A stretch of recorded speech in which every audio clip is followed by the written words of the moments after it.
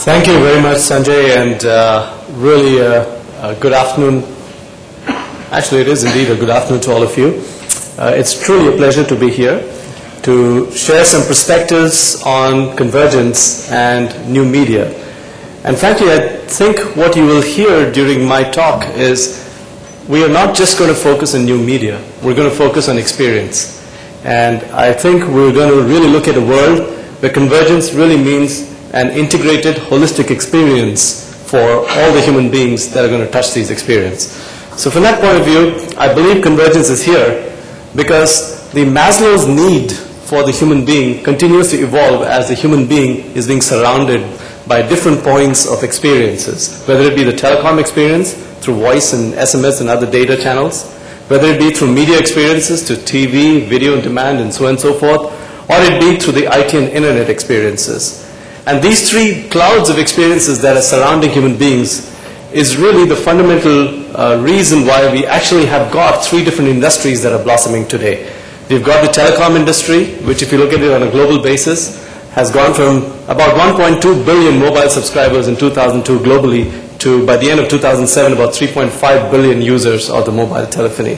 But what's more interesting is the growth rate of SMSs. 63 billion going to 1.9, almost 2 trillion SMSs. It's very interesting to see this behavior change that's happening. Of course, on the IT and internet side, it's not just email, but actually the more recent one is all around social networking, which has really taken off, and I think most of you are quite familiar with what's happening in that area.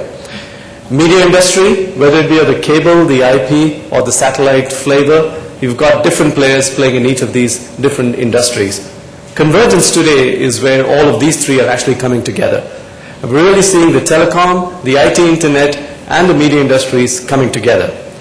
And this is driven by foundational technology trends. I want to spend a minute on this. There's a reason why all of this is happening. This is happening because of four fundamental building blocks. First and foremost, the network. The network continues to evolve. In fact, Gilder's law is very much at play, where you've got the bandwidth doubling almost every 6 months on a global basis. This is true. It started with copper loop-like networks, today to where we're not only talking about 2G and 3G or 4G services, but we're talking about localized cell stations like the femtocells. Then storage. You've got Kreider's law that's at play right now. You've got storage density that's doubling every 13 months. You've got today devices where you're carrying gigabytes of storage on your little phones or your cameras. It's not too far away where you'll have terabytes of storage. This means you've now got a very strong pipe and a strong storage everywhere. On top of it, now you layer in Moore's law, wherein computing or processing speeds are growing rapidly. Every 18 months, you're seeing the doubling of the transistor speeds. Going from the x86 processors today to the most recently, Intel announced some recent processors around Atom and the atomic architecture, which will really help the mobile internet devices. Then, of course, devices themselves are continuing to grow and converge. The most recent genre are things like the iPhone, where you've seen it is really a combination of voice, data, media, and applications.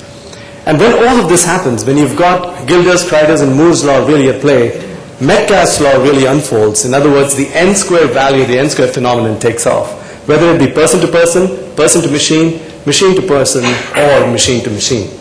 So because of these foundational trends, we're now leading to a very, very new paradigm whereby it's no longer about just public content, content that is produced for public consumption, but it's also about personal content. The points of capture of personal content is everywhere. I bet you if I just did a simple poll in this room, how many of you have got a camera on the device that you're carrying today, whether it be a phone or a camera? How many of you have got a camera today? If I had asked the same question last year, it would have been a lot less, and of course, a year before, very, very less. If I ask you the same question 2 years from now, I'll be asking the question, how many of you have got a 5 or a 10 megapixel camera that you're carrying with you? Points of capture are exploding, which means user-generated content is going to be explosive.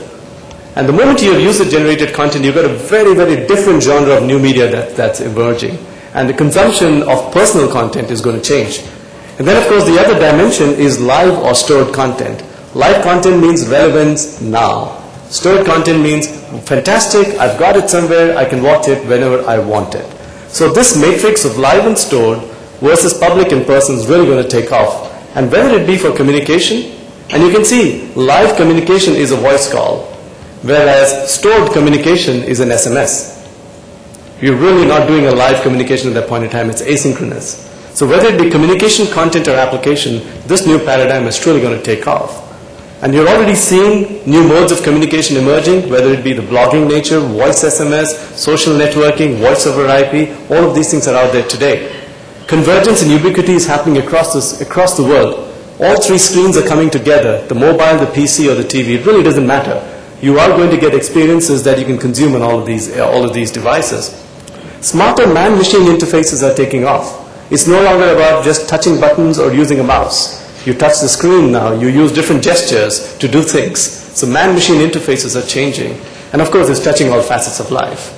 When this happens, we're now beginning to see that it's no longer just about media or content. It is about voice, data, media, and applications, all wrapped together into a comprehensive experience set that all human beings will actually experience. And specifically coming to India, it is a combination of India and Bharat. Of course, 8 years old and no mobile, we're not far from it. Very soon, 8-year-olds will be carrying devices whereby they can communicate and get entertainment or content. Then, of course, rural India. You're probably aware of something that we did recently from Bharti with IFCO to really provide application services to the farmers. So new media is no longer just a niche. New media is no longer something that's reserved or preserved for those who can afford. It is for everybody to consume. And this is very, very relevant in a country like India.